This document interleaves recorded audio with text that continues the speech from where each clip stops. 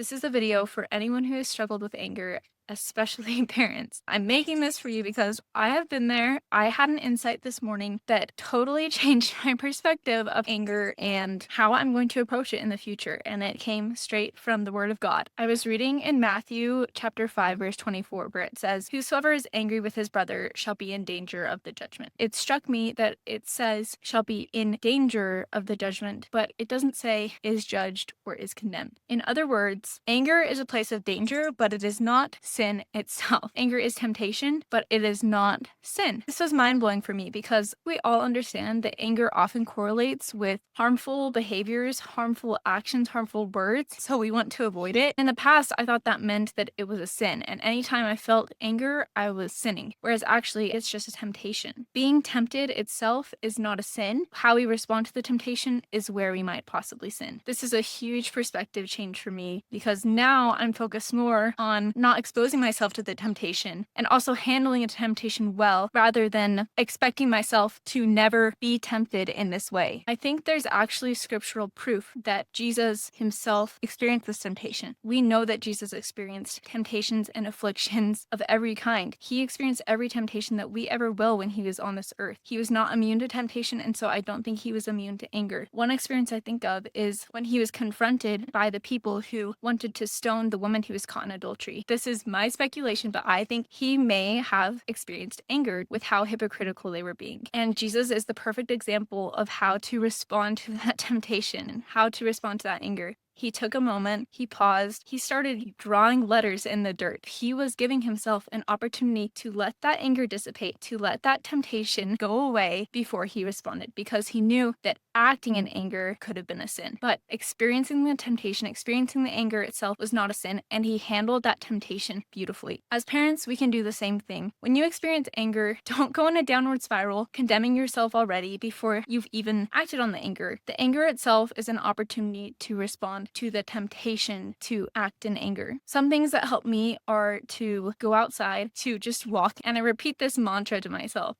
I can wait. I can wait. I can wait. When I feel angry, I remind myself that I can wait until my anger dissipates, until my body calms down before I act, before I do or say something that might harm someone I love. And I think that's exactly what Jesus was doing when he was writing in the dirt. Something else that helps me is singing a song, getting silly, dancing, running my hand under cold water helps my nervous system calm down too. If you're like me and you've struggled with anger in the past, I hope you can see that experiencing anger is not a sin. It's an opportunity to respond well to temptation.